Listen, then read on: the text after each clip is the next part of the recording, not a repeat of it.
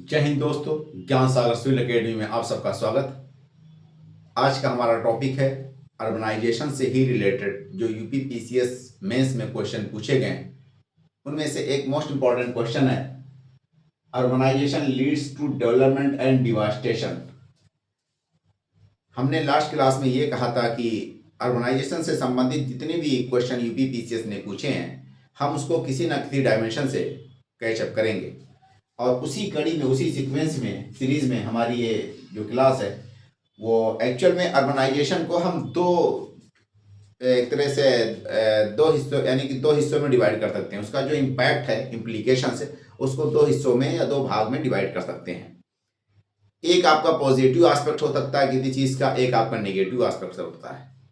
जो positive aspect है उसको हम दूसरी शब्दों में कहें कि अर्बनाइजेशन का क्या एडवांसमेंट है, क्या डेवलपमेंट है, क्या प्रॉफिट्स है। तो positive aspect and negative aspect. Negative aspect का मतलब क्या हुआ कि अर्बनाइजेशन के चैलेंजेस क्या हैं और क्या क्या प्रॉब्लम्स हैं। अर्बनाइजेशन होने से क्या क्या समस्याएं खड़ी होंगी, वो निगेटिव एस्पेक्ट है। नेक्स्ट क्या क्या है कि यहाँ पे मैंने डेवलपमेंट एक वर्ड मेंशन किया क्योंकि यहाँ पे क्वेश्चन में पूछा गया urbanisation leads to development and devastation.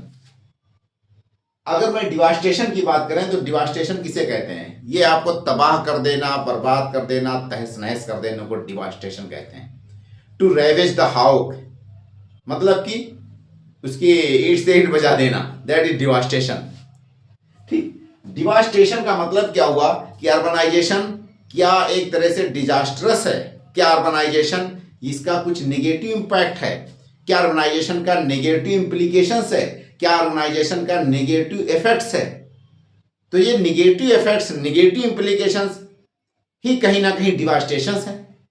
इसलिए मैंने यहां पर डिवास्टेशन के बाद, डिवास्टेशन का मतलब कि नेगेटिव इंपैक्ट, नेगेटिव इंपैक्ट का मतलब कि ऑर्गेनाइजेशन से समस्याएं क्या है, प्रॉब्लम्स क्या है, चैलेंजेस क्या है, कॉन्सर्न्स क्या है।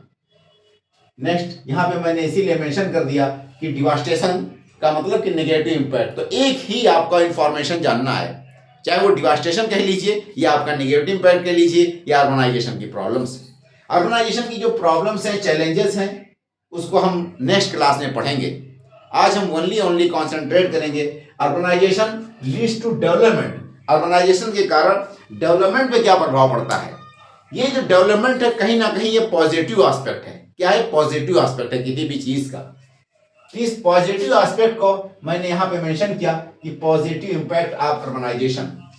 डेवलपमेंट का मतलब पॉजिटिव एस्पेक्ट। देखिए डेवलपमेंट मैंने मेंशन किया यहां पे, उसके बाद इसको पॉजिटिव एस्पेक्ट लिख दिया। या पॉजिटिव इंपैक्ट क्या है अर्बनाइजेशन का? अर्बनाइजेशन का डेवलपमेंट इंप्लीकेशन में भी आ जाएगा। अगर इंप्लीकेशन पूछता है अर्बनाइजेशन का तो पॉजिटिव इंप्लीकेशन भी हो सकता है, निगेटिव इंप्लीकेशन भी हो सकता है। इसी को हमने दो हिस्सों में डिवाइड कर दिया। अब आज हम डिस्कस करेंगे ओनली पॉजिटिव इंपैक्ट या पॉजिटिव इंप्लीकेशन की अर्बनाइजेशन की। या दूसरी भाषा में कहिए अर्बनाइजेशन से क्या विकास या क्या वृद्धि, क्या डेवलपमेंट हो रहा है, क्या ग्रोथ होता है। देखिए अर्बनाइजेशन का जो इकोनॉमिक इंपैक्ट, उसके बाद social impact and politico administrative impact. अब हम पॉजिटिव एस्पेक्ट की ही ओनली देखेंगे। ये जो आपका पॉजिटिव इंपैक्ट है या इंप्लीकेशंस, इसको हमने पॉजिटिव इंपैक्ट या इंप्लीकेशंस को तीन हिस्सों में डिवाइड कर दिया। एक इकोनॉमिक एस्पेक्ट हो सकता है किसी चीज का, एक सोशल एस्पेक्ट हो सकता है, एक आपका पॉलिटिको एडमिनिस्ट्रेटिव एस्पेक्ट हो सकता है। जो इकोनॉमिक यानी कि आर्थिक इंप्लीकेशंस है या इंपैक्ट है या इफेक्ट्स है, आज हम उसको पहले डिस्कस करेंगे। उसके बाद सोशल इंपैक्ट या सोशल जो इंप्लीकेशंस है अर्बनाइजेशंस का, यानी पॉजिटिव के कॉन्टेक्स्ट में, उसको डिस्कस करेंगे। उसके बाद पॉलिटिको एडमिनिस्ट्रेटिव इंपैक्ट या इंप्लीकेशन जो कि पॉजिटिव के कॉन्टेक्स्ट में, हम उसको डिस्कस करेंगे। अगर हम इन तीन पॉइंट्स को डेवलपमेंट के बारे में अगर पूछें कि अर्बनाइजेशन लीड्स टू डेवलपमेंट, तो डेवलपमेंट के मामले में आपको इन्हीं तीन एस्पेक्ट्स को लिखना है। ठीक है, पॉजिटिव के पॉइंट ऑफ व्यू से। Let us start. अब हम स्टार्ट करते हैं, देखते हैं इकोनॉमिक इंप्लीकेशंस ऑफ अर्बनाइजेशन या economic impact of urbanisation positive context में। देखिए नीति आयोग की एक रिपोर्ट आई थी। उस रिपोर्ट का जो टाइटल था कि cities as a growth engine. शहर क्या है, नगर क्या है? ये विकास का एक तरह से इंजन है। विकास का एक साधन है। Cities as a growth engine, उसके अलावा इकोनॉमिक पावर हाउस। सिटीज को क्या हम पावर हाउस कह सकते हैं, इकोनॉमिक पावर हाउस कह सकते हैं? अगर ये क्वेश्चन यूपीपीसीएस ने या यूपीएससी ने या किसी भी कमीशन ने पूछा है ऑलरेडी, या नहीं भी पूछा है, या पूछा तो जा चुका होगा, क्योंकि ये नीति आयोग की एक रिपोर्ट आई थी इसी टाइटल पे, जिसमें मेंशन था cities as a growth engine, cities as a economic power house. इस तरह की एक रिपोर्ट इकोनॉमिक इसमें नीति आयोग की आई थी। अगर इस पे क्वेश्चन पूछता है कि give your arguments with explanation about cities as a growth engine, एक क्वेश्चन ये बनता है, ये critically analyse whether cities are economic power house of India, are you agree? इस तरह के क्वेश्चन पूछ सकते हैं। क्या आप इससे सहमत हैं कि जो शहर हैं, नगर हैं, वो इकोनॉमिक पावर हाउस हैं? क्या आप इससे सहमत हैं कि जो शहर हैं वो ग्रोथ इंजन के तौर पे कार्य करते हैं इंडिया के?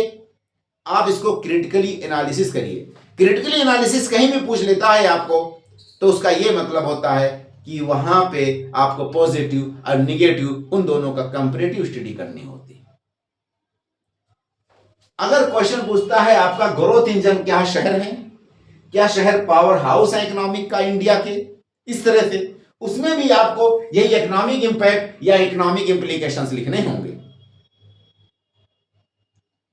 साथ में अगर ये पूछता है तो इसका क्रिटिकल एनालिसिस अगर आ गया तो इकोनॉमिक इंपैक्ट का जो या इकोनॉमिक इंप्लीकेशन का जो नेगेटिव एस्पेक्ट है वो भी मेंशन करना होगा, जिसको हम नेक्स्ट क्लास में पढ़ेंगे। ओनली आपको अगर ये पूछता है कि cities as a growth engine, ठीक है, तो ग्रोथ इंजन अगर पूछता है तो ये आपका जो इकोनॉमिक कॉन्टेक्स्ट में जितनी इंफॉर्मेशन मैंने मेंशन की, यही आपको मेंशन करना होगा। इस तरह के क्वेश्चंस बनते हैं, ठीक है, या तो पूछा गया है या पूछेगा ही। नेक्स्ट पॉइंट क्या है, इकोनॉमिक ग्रोथ।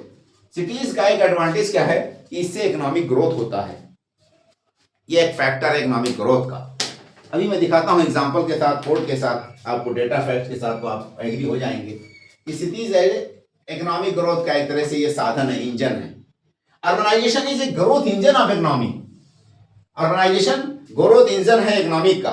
वजह क्या है, इंडिया का लमसम जो है 60 से 70% जीडीपी आपका सिटीज से आती है। भारत की जो अपनी अर्थव्यवस्था में शहर का रोल मोर देन 70% है, ठीक है, और शहर आपके लमसम 3% लैंड एरिया पे फैले हुए हैं। तो भारत के 3% लैंड एरिया को ही शहर कवर करते हैं या उसी पे फैले हुए हैं, और उस 3% लैंड एरिया से आपकी पूरे भारत की मोर देन 70% जीडीपी का कंट्रीब्यूशन होता है। शहर या नगर भारत के ज्योग्राफिकल एरिया के मात्र 3% एरिया पे फैले हुए हैं, और उसके कंपैरिजन में बट ये कंट्रीब्यूट करते हैं 60 से 70% इंडिया की जीडीपी का। इसलिए इसको हम कह सकते हैं कि हाँ, ये ग्रोथ इंजन है इकोनॉमिक का, या ये पावर हाउस है इकोनॉमिक का। ऐसे सेम उत्तर प्रदेश की कॉन्टेक्स्ट में भी आपका शहरों का इकोनॉमिक ग्रोथ में या जीडीपी में या स्टेट की जीएसडीपी में बहुत बड़ा भागीदारी या रोल है।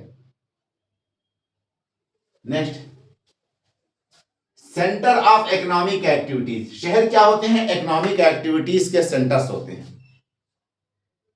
Facilitating trade, innovation, job creation and high income, इस तरह की चीजों के लिए ये सुविधाजनक हैं। जैसे कि शहरों में हम देखते हैं कि trade, innovation, job creation and high income बहुत ज्यादा होता है। अगर हम हाई इनकम की बात करें तो लमसम गांव के मुकाबले में एक बंदा सेम स्किल वाला जो गांव के मुकाबले में शहरों में 36 से 36% ज्यादा अर्निंग कर सकता है या अर्निंग करता है। सेम स्किल पर्सन गांव के मुकाबले में शहर में 36% ज्यादा अर्निंग करता है या कर सकता है।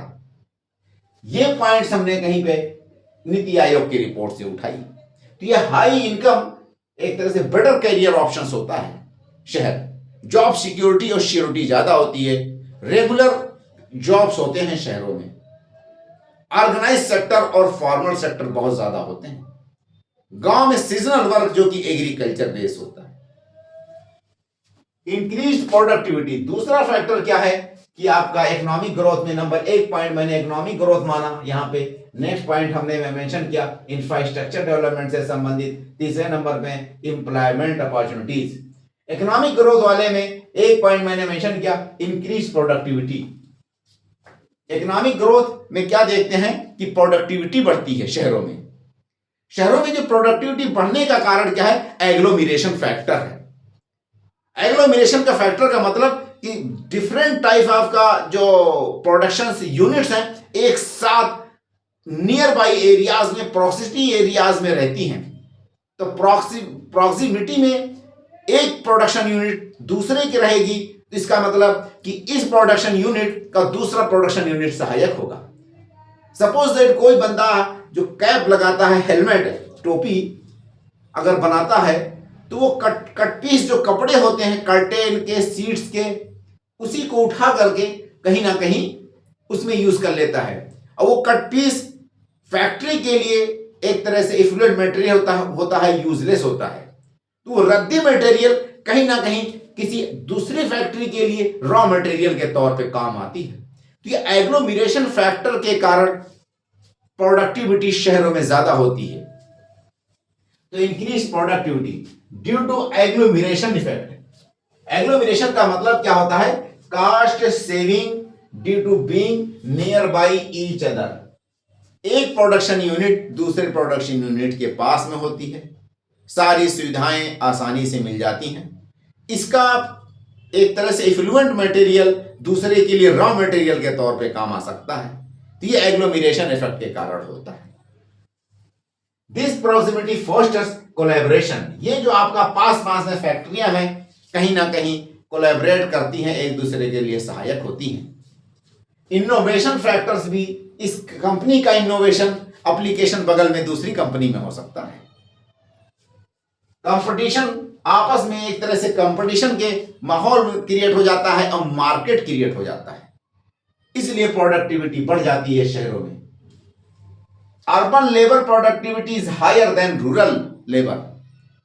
अगर हम शहर की बात करें तो रूरल लेबर के मुकाबले में अर्बन जो आबादी के जो शहर होते हैं, मतलब अर्बन एरियाज के जो लेबर होते हैं, सेम स्किल वाले 36% ज्यादा उनका एक तरह से अर्निंग होता है। कितना होता है, तो urban labour more productivity 36% more earning than the rural. इसी हिसाब से इनका प्रोडक्शन भी ज्यादा होता है। एक सर्वे के मुताबिक ये देखा गया कि वही बंदा सेम स्किल वाला जो गांव में काम करता है, जब वो शहर में चला जाता है तो उसका प्रोडक्शन या प्रोडक्टिविटी बढ़ जाती है। इसीलिए मैंने मेंशन किया कि urban labour productivity is higher than rural productivity. Next point mention किया मैंने यहां पे कि 3% ज्योग्राफिकल एरिया पे ही पूरे इंडिया का अर्बन सेंटर या अर्बन एरियाज फैला हुआ है।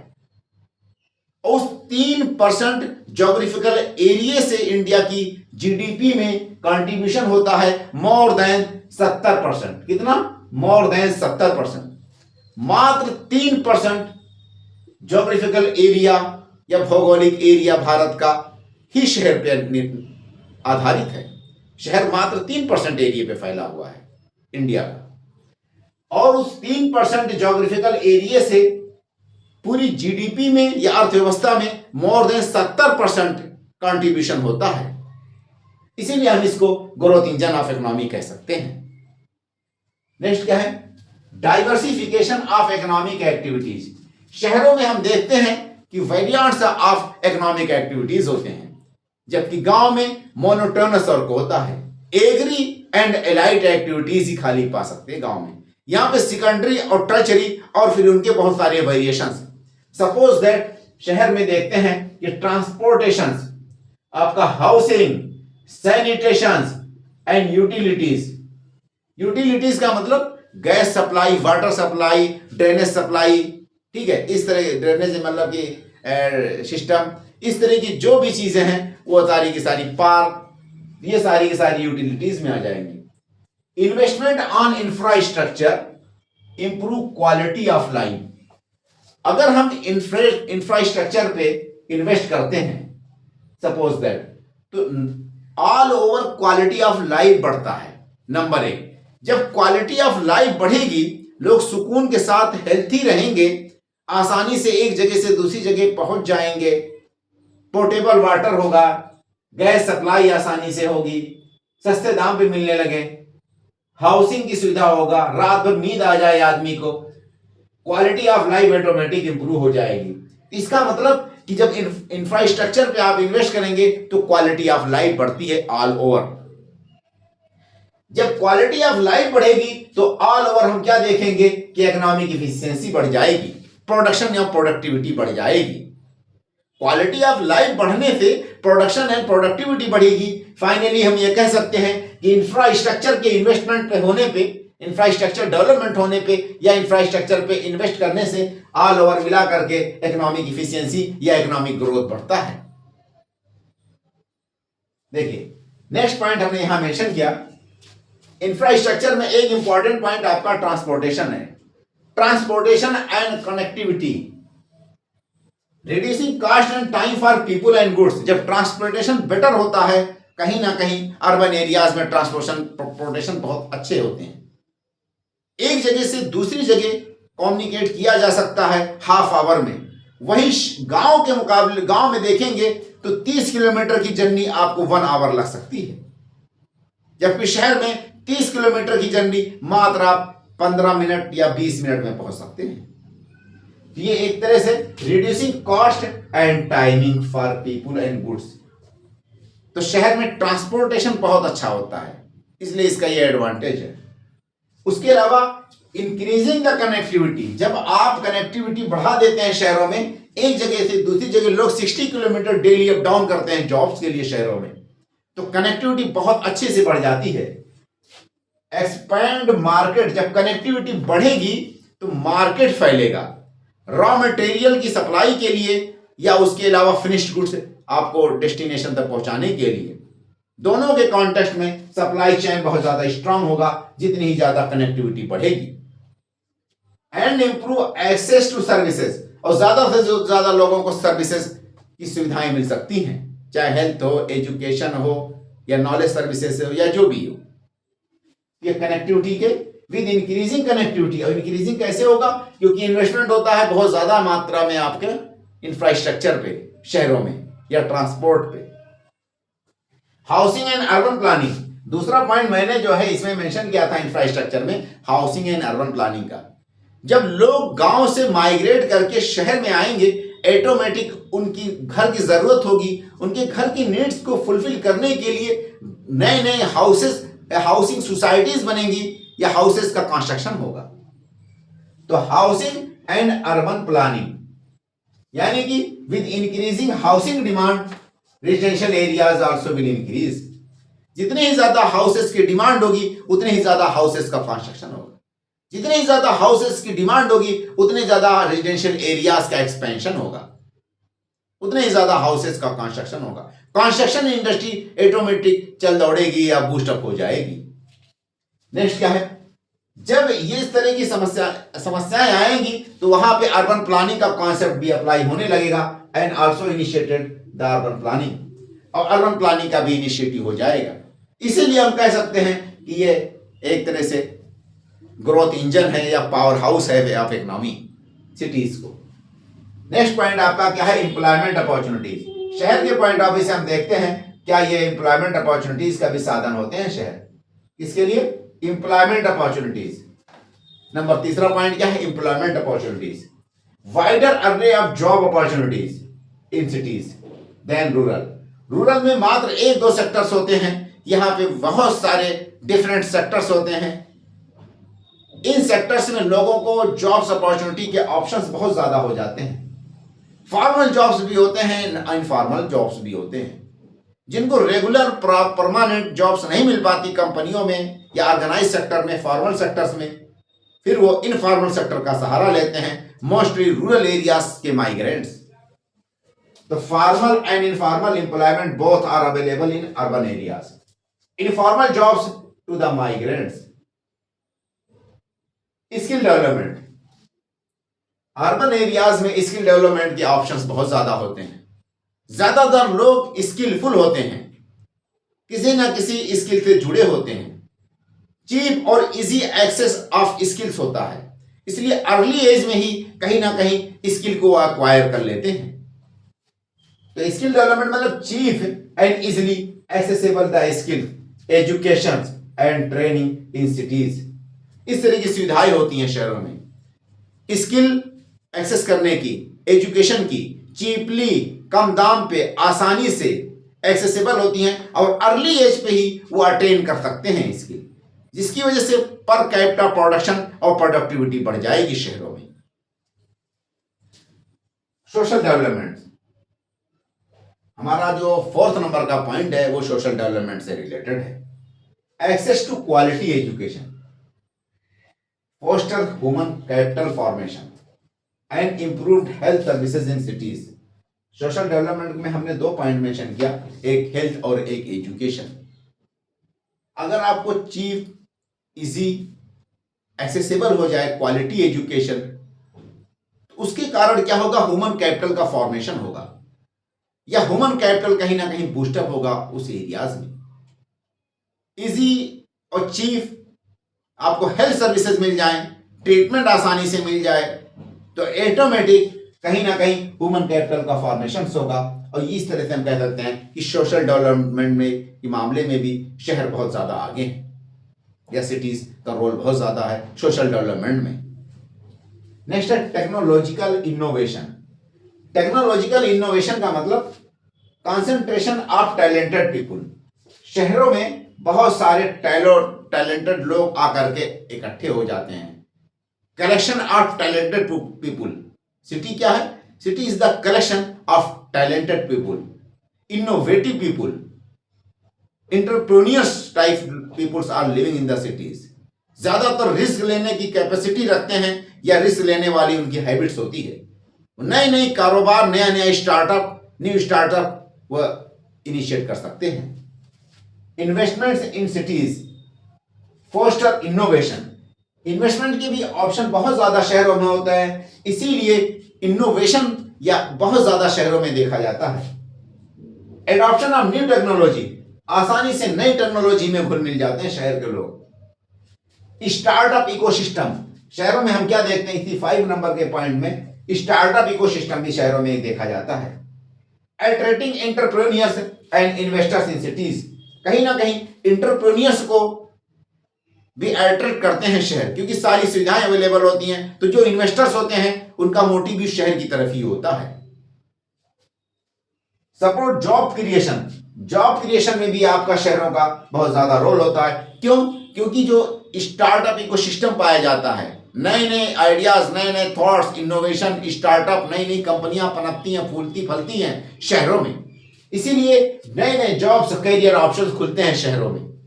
उसके अलावा इकोनॉमिक ग्रोथ में का भी बहुत बड़ा रोल होता है शहरों का। ये एक तरह की चीजें होंगी, ऑटोमेटिक इकोनॉमिक ग्रोथ होगा शहरों का। 36% more earning then rural areas. गांव के मुकाबले में सेम स्किल पर्सन शहर में जब जाता है तो 36% ज्यादा अर्न करता है। गांव के कंपैरिजन में जब कोई लेबर शहर की तरफ जाता है तो वो 36% ज्यादा इनकम करता है, सेम, यानी कि वही स्किल, वही हुनर उसके पास हो तब भी। इस तरह की चीजें वहां पे देखी जाती हैं शहरों में। नेक्स्ट क्या है कि digital connectivity, access to digital infrastructure, facilitate e commerce वगैरह शहरों में बहुत ज्यादा कामयाब है, बहुत सक्सेस है इस टाइम में।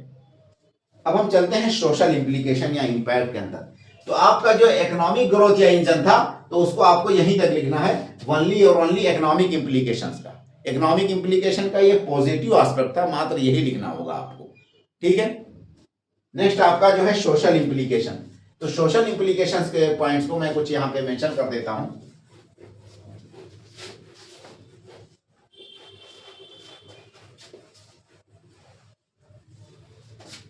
देखिए, तो सेकंड नंबर का जो हमारा ये पॉइंट है सोशल है, ठीक है। तो पॉजिटिव एस्पेक्ट ही चल रहा अभी है सोशल इंप्लीकेशन। सोशल इंप्लीकेशन या इंपैक्ट, क्या क्या मतलब कि पॉजिटिव एस्पेक्ट की खाली बात चल रही है, बाद में हम नेगेटिव एस्पेक्ट यानी प्रॉब्लम्स वाले जो एस्पेक्ट है पढ़ेंगे कल वाली क्लास में, ठीक है। तो सोशल इंप्लीकेशन में हम क्या देखते हैं कि इंक्रीज सोशल मोबिलिटी, नंबर एक पे जो हमारा पॉइंट है इंक्रीज इन सोशल मोबिलिटी, ठीक है, इंक्रीज्ड इन सोशल मोबिलिटी। नेक्स्ट पॉइंट क्या है इसके अंतर्गत, emergence of new middle class,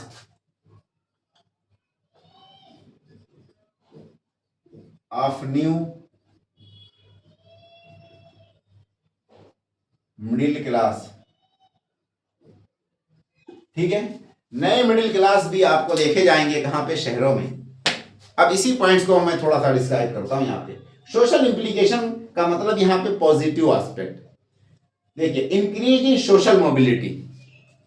social mobility का मतलब कि जो स्ट्रेटिफिकेशन समाज की है, सोसाइटी की है, उसमें हम उसको जनरली 3 क्लास में सोसाइटी को स्ट्रेटिफाई करते हैं। एक लोअर क्लास, एक आपका मिडिल क्लास, एक आपका अपर क्लास। तो बहुत फ्रीक्वेंटली लोग शहरों में एक क्लास से दूसरी क्लास की तरफ मूव करते हैं। ज्यादातर वर्टिकल मूवमेंट होता है, यानी कि नीचे से ऊपर की तरफ या ऊपर से नीचे की तरफ। नीचे से ऊपर की तरफ का मतलब कि जब कोई बंदा लोअर क्लास में है यानी उसकी इनकम कम है, उसके पास मान के चलिए कि साइकिल है, अब वो शहर में आता है तो ऑटोमेटिक वो बाइक रखने की कंडीशन में आ जाता है। इसका मतलब कोई मिडिल क्लास में क्रॉस हो जाता है, पहुंच जाता है। इस पासपोर्ट को हम कह सकते हैं कि सोशल मोबिलिटी। कोई बंदा बहुत ही सारे बंगले हैं, कई एक 4 व्हीलर रखता है, यकायक वो बैंकरप्ट हो जाता है, उसकी फैक्ट्री या कंपनी डूब जाती है और वो डायरेक्टली अपर क्लास से लोअर क्लास में आ जाता है। अगर वो बैंकरप्ट हो जाता है, उसकी कंपनी डूब जाती है, उसका दिवालिया निकल जाता है, तो वो अपर से लोअर क्लास में आ गया। That is the social mobility. यहां लोअर से एक बंदे के पास साइकिल थी और वो कुछ सालों के बाद जॉब करके पैसे कमाते कमाते घर बना लिया, बाइक खरीद लिया, 4 व्हीलर खरीद लिया, तो लोअर क्लास से किसमें आ गया, मिडिल क्लास में आ गया। और एक बंदा बैंकरप्ट हो गया, बहुत बड़ा मालिक था कंपनी का, सारी कंपनी डूब गई, यकायक वो आपका टॉप क्लास से लोअर क्लास में आ गया। तो that is the social mobility. ये फेनोमेना आप शहरों में देख सकते हैं। हाल के दिनों में जो रिसर्च वर्क कहता है कि जो लोअर क्लास के लोग थे रूरल एरियाज के, जब वो शहरों की तरफ मूव किए या माइग्रेट किए, तो वो लोअर क्लास के लोग ज्यादातर शिफ्ट हो गए मिडिल ऑर्डर में, मिडिल क्लास में। इसलिए मैंने मेंशन किया यहां पे कि emergence of new middle classes. Middle class में आने का मतलब कि उनके पास इतने साधन संसाधन हैं कि वो बेसिक अपॉर्चुनिटीज या जो सस्टेनिंग के लिए, लाइवलीहुड्स के लिए जो रिक्वायरमेंट्स हैं वो इटसेल्फ पूरा कर सकें, सेल्फ रिलायंस हो सकें। गवर्नमेंट पे उनके ऊपर निर्भरता, गवर्नमेंट की सोशल स्कीम पे उनकी निर्भरता या डिपेंडेंसी कम हो जाती है। हेल्थ और एजुकेशन को छोड़ दिया जाए तो गवर्नमेंट से कोई साधन या संसाधन का यूटिलाइज नहीं करते, वो हर चीज सेल्फ कमा करके अपने आप अपनी लाइफ व्यतीत करने की कंडीशंस में या सिचुएशंस में होते हैं। इसीलिए कहा मैंने कि emergence of new middle classes. तो बहुत भारी मात्रा में पॉवर्टी खत्म होकर के जो पुअर क्लास होता है वो मिडिल ऑर्डर में शिफ्ट होता है। ये शहरों की देन है। अगर यूपी की बात करते हैं तो पूरी ईस्ट यूपी, पूर्वांचल की जो इकोनॉमी है कहीं ना कहीं अर्बन एरिया की वजह से चलती है। वो दिल्ली, मुंबई का ही रोल है और कुछ पार्टिकुलर सिटीज ऑफ गुजरात। पूरी ईस्ट यूपी की इकोनॉमी बाद के दिनों में वो गल्फ कंट्रीज का रोल हो गया। पूरी गांव के गांव गरीब हुआ करते थे, लोग माइग्रेट्स किए, ऑटोमेटिक लोगों ने घर खरीदे, लोगों ने घर बनाए, नई नई कारें और बच्चों के एजुकेशन, बीटेक, एमबीए के लिए सारे के सारे साधन उनके पास आ गए। तो ये सोशल मोबिलिटी की देन है, कहीं ना कहीं रिमिटेंस का साधन है, पॉवर्टी रेडिकेशन में रोल प्ले करता है बहुत भारी मात्रा में। कहीं ना कहीं अगर हम एक एग्जांपल देते हैं आपको डिस्ट्रिक्ट अर्बन पॉपुलेशन का इंडिया का, अगर 1% डिस्ट्रिक्ट अर्बन पॉपुलेशन बढ़ता है, 1% डिस्ट्रिक्ट अर्बन पॉपुलेशन इंक्रीज होता है, suppose that 1% district urban population अगर इंक्रीज होता है तो 2.7% डिस्ट्रिक्ट जीडीपी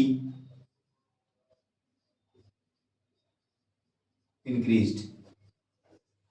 अगर हम इंडिया में देखते हैं कि अर्बन पॉपुलेशन किसी एक डिस्ट्रिक्ट का 1% बढ़ जाए तो उस डिस्ट्रिक्ट का 2.7% जीडीपी ग्रोथ होती है।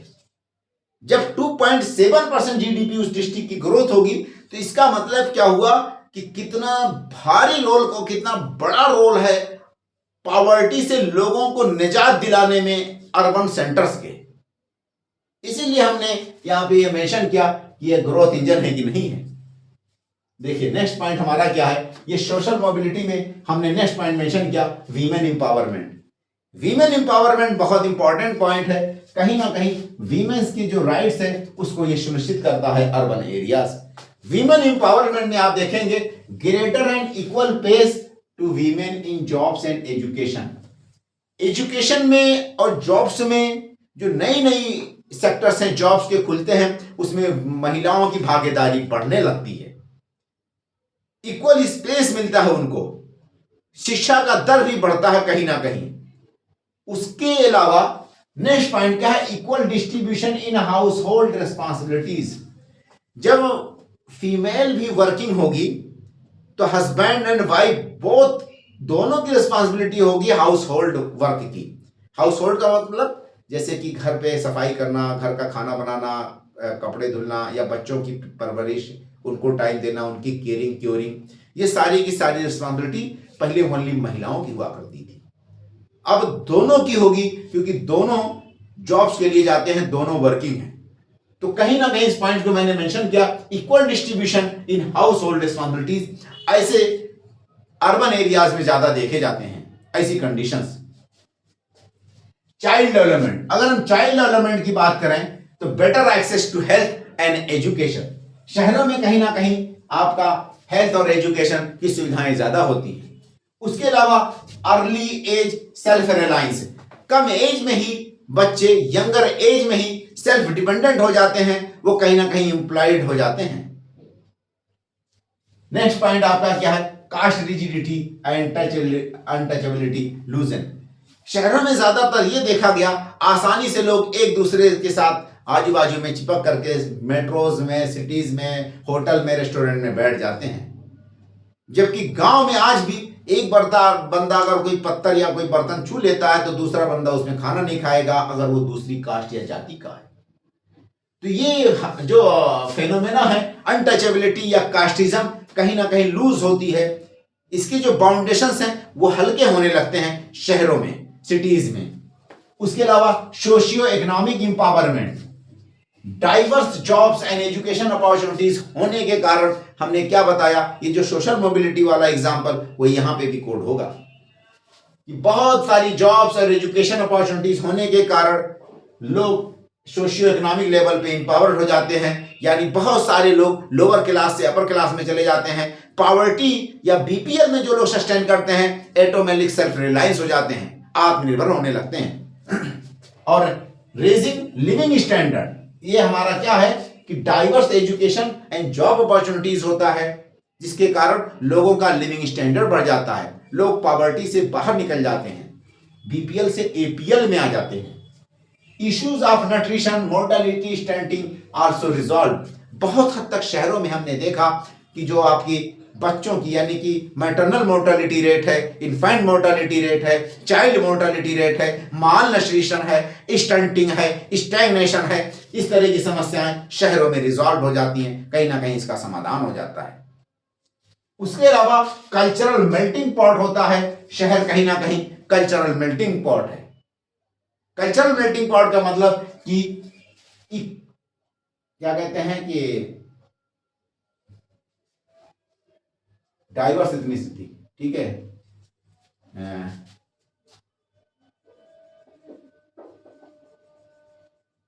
ये गलत मैंने कुछ मेंशन किया, यहाँ पे जो होगा एक्सपोजर होगा, है ना, एक्सपोजर, ठीक। ये वर्ड गलत आ गया, इको पोस्ट्यूर पता नहीं क्या था। एक्सपोजर टू डाइवर्स इथनिसिटी, यानी कि जैसे कि गांव होमोजेनस होता है, शहर आपका हेट्रोजेनस होता है।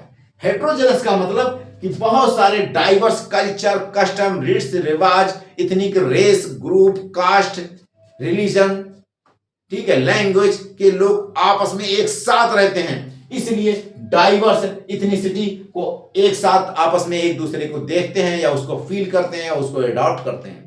तो exposure to diverse ethnicity and religion and ideas, इस तरह की चीजें आपकी जब diverse ethnicity, diverse religion, diverse language, diverse food habit वो एक दूसरे को देखते हैं। जैसे बिहार का कोई बंदा आया, अपनी रेडी लगा लिया लिट्टी चोखा का, वेस्ट यूपी का कोई बंदा आएगा अगर, तो वो लिट्टी चोखा से कहीं ना कहीं अवगत हो जाता कि ये फूड हैबिट क्या है।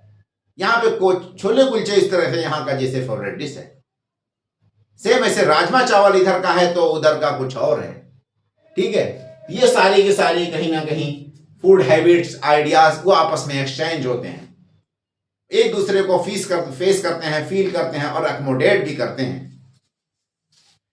कल्चरल मेल्टिंग पॉइंट में ये सारे पॉइंट्स होंगे। That foster to new cultural expression, new foods, norms, जिसको दूसरी भाषा में कह सकते हैं अकल्चरेशन, एकस्टमेशन या आपका असिमिलिएशन। तो एकल्चरेशन बहुत ज्यादा बढ़ता है, एक कल्चर का दूसरे कल्चर में अमागलमेट होना, एक कल्चर, एक फूड हैबिट, एक लैंग्वेज का दूसरे से एक तरह से गठजोड़ करना, अकोमोडेट करना। बहुत ज्यादा लोग टॉलरेंस होते हैं, हार्मोनी क्रिएट होती है शहरों में। इसीलिए नेक्स्ट क्या है, diversity and inclusion in this social fabric and tolerance. Diversity होने के कारण क्या है कि लोग एक दूसरे को इंक्लूजन की तरफ मूव करते हैं, एक दूसरे को एक्सेप्ट करते हैं, एक दूसरे के लिए टॉलरेंस होते हैं, एकोमोडेट होने लगते हैं, तो टॉलरेंस बढ़ता है। जबकि गांव में जितने भी लिंचिंग के केसेस आपने देखे होंगे, शहरों में ना के बराबर हैं। गांव में आज भी लिंचिंग के केसेस देखे जाते हैं क्योंकि गांव में टॉलरेंस का लेवल बहुत कम है। लोग एक दूसरे को बर्दाश्त नहीं कर सकते, ना उसके कल्चर को, ना फूड हैबिट को, ना आपके कस्टम को। अपना कल्चर, अपना फूड हैबिट ही उसके ऊपर इंपोज करना चाहते हैं। इसीलिए गांव के में देखेंगे कि इन मतलब कि एक तरह से इनटॉलरेंट होता है, अनअकोमोडेटिव है समाज। शहर बहुत हद तक अकल्चरेशन की तरफ मूव कर चुका है। शहर में लोग जो अनटचेबिलिटी का कॉन्सेप्ट है, कोई जाति पूछ करके किसी को पानी नहीं देता, बस नाम है, कुछ भी क्या है कोई मतलब नहीं। शहर में लोग एक दूसरे से मनी ओरिएंटेड होते हैं, तो कहीं ना कहीं इस तरह की फेनोमेना जो भी सोशल इविल हैं वो कम हो रही हैं शहरों में। इंटरटेनमेंट एंड लेजर, शहर एक तरह से इंटरटेनमेंट और लेजर के भी साधन है। Recreation activities like theatre, museum, parks and sports facilities आप शहरों में दे सकते हैं। रिक्रिएशन, अम्यूजमेंट और उसके अलावा थिएटर, म्यूजियम, ये सारी की सारी सुविधा आपको शहरों में देखने को मिलेगी। उसके अलावा एग्जाम्पल के तौर में जैसे पार्क है, स्पोर्ट्स फैसिलिटीज है, ये सारी की सारी सुविधाएं शहरों में देखने मिलेंगी। इसी कड़ी में हमने नेक्स्ट पॉइंट बताया पॉलिटिको एडमिनिस्ट्रेशन। पॉलिटिकल और एडमिनिस्ट्रेशन, उसका क्या इंपैक्ट है अर्बन एरियाज में, उस पॉइंट ऑफ व्यू से देखते हैं उसका पॉजिटिव इंपैक्ट। ठीक है, तो पॉलिटिको एडमिनिस्ट्रेटिव इंप्लीकेशंस, इसका positive impact. Increased political participation, पहले नंबर में लोगों के अंदर अवेयरनेस ज्यादा होती है, इसलिए अपने पॉलिटिकल राइट्स के लिए लोग फाइट्स करते हैं। पॉलिटिकल पार्टिसिपेशन बढ़ता है, पॉलिसी लेवल पे भी लोगों की भागीदारी बढ़ता है, पॉलिसी फ्रीक्वेंटली चेंज होते रहते हैं, लोग रिफॉर्म को जल्दी एक्सेप्ट कर लेते हैं, जबकि गांव में लोग ज्यादा रिजिड होते हैं। कोई भी रिफॉर्म, कोई भी बदलाव, कोई भी लॉ, कोई भी अमेंडमेंट आसानी से एक्सेप्ट करने को तैयार नहीं होते। दूसरा कारण क्या है कि शहरों में लोगों की पॉलिसी लेवल पे भागीदारी भी होती है, पार्टिसिपेशन भी होता है पॉलिसी फॉर्मुलेशन और उस इट्स इंप्लीमेंटेशन में। इसलिए पॉलिसीज भी फ्रीक्वेंटली चेंज होती रहती हैं अर्बन एरियाज में। नेक्स्ट क्या है, इजी एक्सेस टू इंफॉर्मेशन। लोगों का जब पॉलिटिकल पार्टिसिपेशन होगा तो इंफॉर्मेशन, जो भी पॉलिटिकल इंफॉर्मेशन है या जनरल गवर्नेंस से संबंधित इंफॉर्मेशन है, वो सारी के सारी इजिली अवेलेबल और एक्सेसिबल होगा आम जनमानस में, गवर्नमेंट से संबंधित सारी की सारी, क्योंकि पब्लिक बहुत ज्यादा अवेयर होती है शहरों की। पॉलिटिकल पार्टी से डायरेक्टली जुड़ाव होता है लोगों का, उसमें डायरेक्टली पार्टिसिपेशन होता है। उसके अलावा सिविक एडमिन से बहुत ही ज्यादा क्लोज होते हैं शहर के लोग। Awareness for personal rights. Personal rights का मतलब क्या है कि लोग अपनी जो भी अधिकार हैं उसके लिए फाइट्स भी करते हैं, उसकी डिमांड्स भी करते हैं। जो एज ए ह्यूमैनिटी लोगों की जो बेसिक राइट्स हैं, क्या वो सुनिश्चित होते हैं, क्या उसका वायलेशन या उल्लंघन हो रहा है, उसके लिए भी लोग एकजुट हो जाते हैं, एहतजाज करते हैं, प्रोटेस्ट करते हैं अपने राइट्स की डिमांड के लिए। उसके अलावा government obligation for individual rights. Government भी ऑब्लिगेट होती है और उसकी सारी मशीनरी कि लोगों के जो बेसिक राइट्स हैं उसको सुनिश्चित करें। Consideration of public opinion in policy formulation. Policy level पे अगर हम देखते हैं तो गवर्नमेंट जो भी पॉलिसी या प्रोग्राम बनाती है जनहित के लिए बनाती है, पब्लिक वेलफेयर के लिए बनाती है, और इनके रिप्रेजेंटेटिव्स भी कहीं ना कहीं इसमें पार्टिसिपेट करते हैं जनता के। सिविल सोसाइटी बहुत ज्यादा सक्रिय और एक्टिव होती है। एनजीओ वगैरह बहुत ज्यादा, कम्युनिटी पार्टिसिपेशन बहुत हाई लेवल का होता है शहरों में। New ideas and thoughts is origin. शहर ही है जिसने नए आइडियाज और नए थॉट का ओरिजिन दिया। शहरों में लोग आसानी से एक दूसरे के पास कलेक्ट हो जाते हैं और इंटेलेक्चुअल लेवल पे टॉक शुरू हो जाती है, जिसके कारण नए नए आइडियाज, नए नए थॉट्स आते हैं। ये आइडियाज, ये थॉट कभी कभी रिवोल्यूशन का रूप ले लेते हैं। सपोज दैट रिवोल्यूशन की अगर हम बात करते हैं तो जो आपका new thoughts in cities, birth of new thought in cities, नए थॉट, नए आइडियाज ही थे जो कि इटली के, रोम के शहरों में पनपना शुरू हो गए थे 14वीं और 15वीं शताब्दी में, 14 और 15 शताब्दी में, काज टू ब्रिंग रिनेसेंस। और इसी कारण वहां पे रिनेसा आ गया। रिनेसा के तात्पर्य क्या है हमारा कि modern learning, art, philosophy, science fuelled by humanism and rationalism. Renaissance का मतलब कि जो traditional thoughts, ideas, philosophy, way of work, arts, culture, religion, जो कुछ भी था उसकी जगह पे नए थॉट्स, नए आइडियाज आ गए और वो ड्राइवन बाय ह्यूमनिज्म, आपका scientific tempers and rationalism, cause and effect factor के आधारित पे वो रन होते थे नए थॉट, नए आइडियाज। और ये जो रिनेसा क्रिएट हुआ इटली के शहरों में, वजह क्या है, कुछ पार्टिकुलर जगहों पे लोग ऐसे कलेक्ट होते थे, इंटरैक्ट होते थे, जैसे कि ठंडियों में हमारे यहाँ लोग धूप में कहीं खड़े होकर के एक दूसरे से आदान प्रदान करते हैं अपनी विचारधारा को।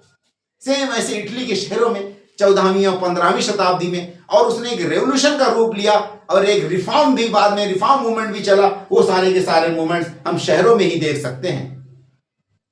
उसके अलावा सोशियो रिलीजियस रिफॉर्म मूवमेंट भी कहीं ना कहीं शहर में स्टार्ट हुआ, जो कि राम मोहन रॉय के द्वारा स्टार्ट किया गया था।